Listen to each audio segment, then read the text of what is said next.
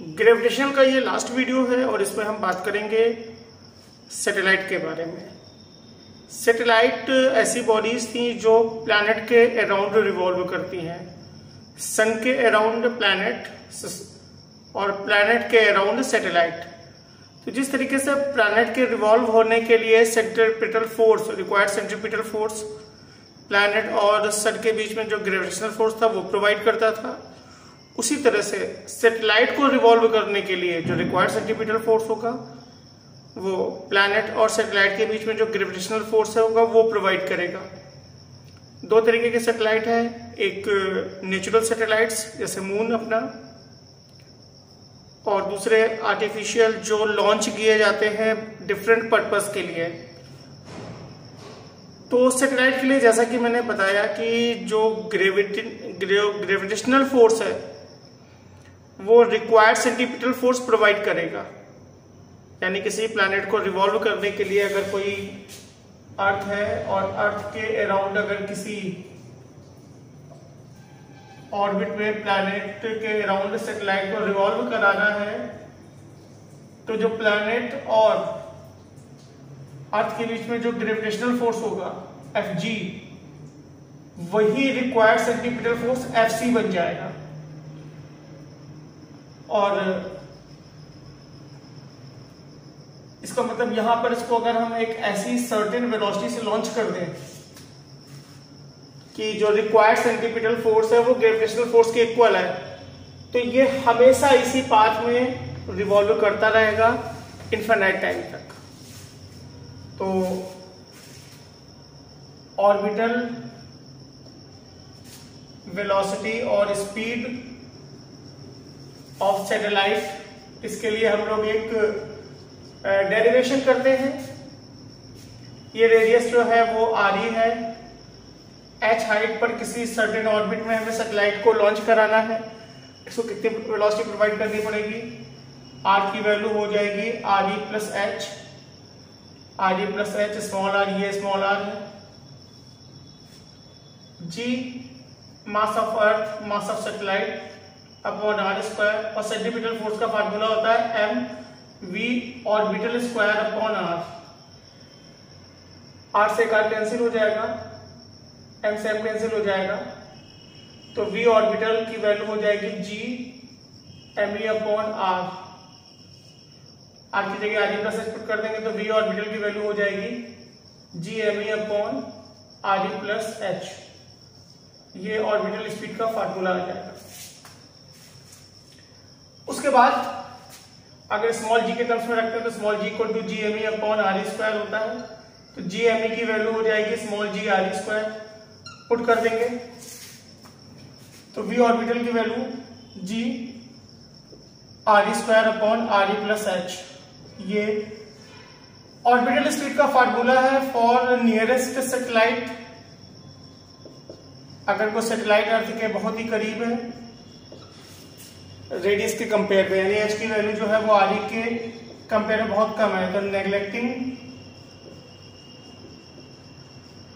h, तो v orbital की value हो जाएगी g me अपॉन RE का स्क्वायर रूट और g RE square upon RE,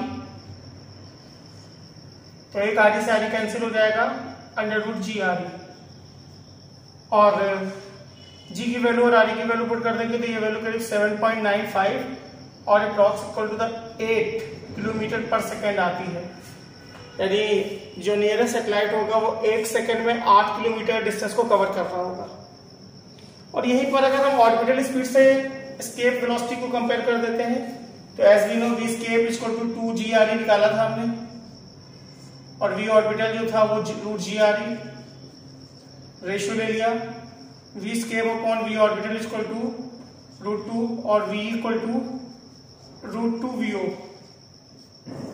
यानी if orbital velocity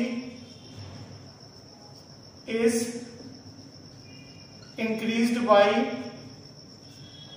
root 2 times, और रूट 2 की वैल्यू होती है 1.414,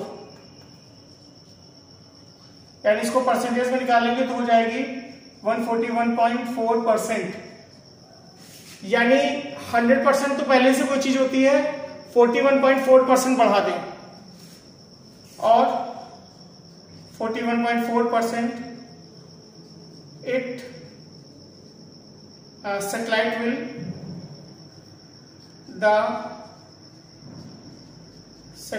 will escape from अर्थ से escape कर जाएगा। आगे हम इसको बताते हैं।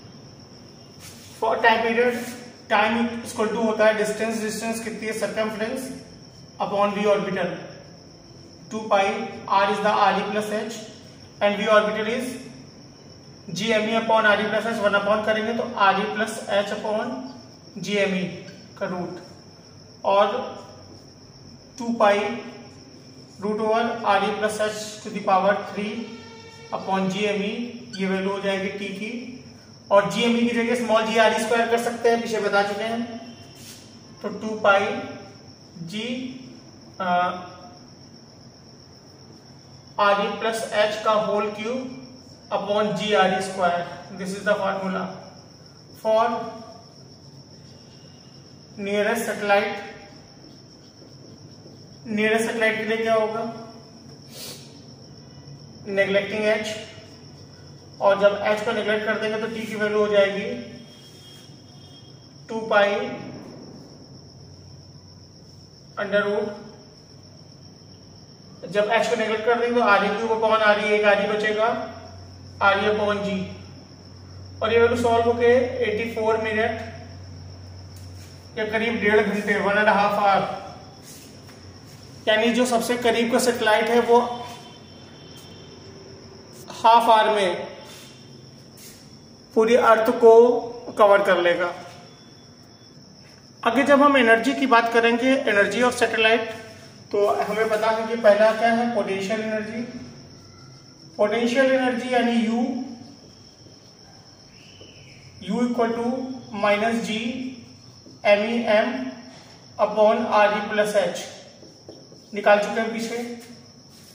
Second, kinetic energy K equal to half mv orbital square, और K equal to half mv orbital square करेंगे तो GME upon RE plus h, और K की वैल्यू हो जाएगी 1/2 GMEM upon RE plus h। तो देखिएगा काइनेटिक एनर्जी पोटेंशियल एनर्जी की हाफ होती है और साइन में पॉजिटिव होती है। टोटल एनर्जी की बात करते हैं, E equal to U plus K, दोनों को जब ऐड करेंगे तो हाफ है U1 है, तो माइनस का half GMEM upon RE plus h, ये टोटल एनर्जी हो जाती है। तो देखिए काइनेटिक एनर्जी और टोटल एनर्जी सेम होती है, साइन का फर्क होता है, और पोटेंशियल एनर्जी डबल होती है।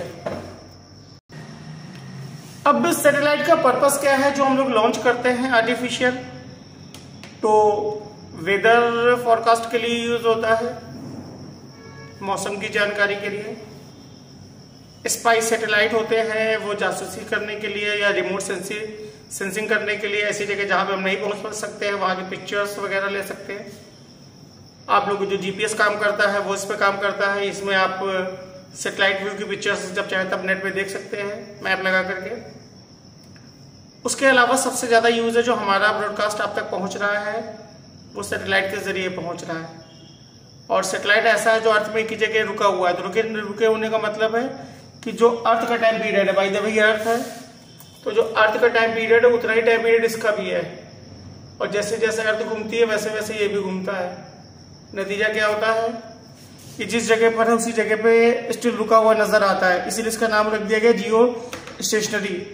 ऐसा करने के लिए इसकी एंगुलर वेलोसिटी अर्थ के रिलेटिव 0 रखनी पड़ेगी, मीन्स जो अर्थ की एंगुलर वेलोसिटी है वो इसकी रखनी पड़ेगी। अर्थ 24 आवर्स में रिवॉल्व करती है, ये भी 24 आवर्स में रिवॉल्व करेगा, तो जिस पॉइंट के आगे उसी पॉइंट के ऊपर बना रहेगा लगातार। उसके अलावा इक्वेटर के ऊपर होना चाहिए, और अर्थ वेस्ट टू ईस्ट रिवॉल्व करती है तो ये भी वेस्ट टू ईस्ट रिवॉल्व करेगा। तो हमारी पूरी अर्थ को कवर करने के लिए कम से कम 3 जियो स्टेशनरी सैटेलाइट होने चाहिए। बाय द वे ये अर्थ है,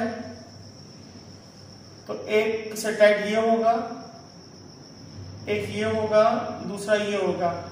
यहाँ सैटेलाइट जो होगा वो ये इतना एरिया कवर कर लेगा, ये सैटेलाइट जो है वो इतना एरिया कवर कर लेगा, जो ये सैटेलाइट है वो इतना कवर कर लेगा। बाकी हर जगह सिग्नल प्रॉपर पहुंचे इसके लिए हम लोगों ने ज्यादा सैटेलाइट लॉन्च किए हुए हैं। तो इस तरीके से ये हमारा ग्रेजुएशन कंप्लीट हो जाता है। इंपॉर्टेंट चैप्टर है और अगले वीडियो में हम इलास्टिसिटी के साथ आते हैं। वेट कीजिए।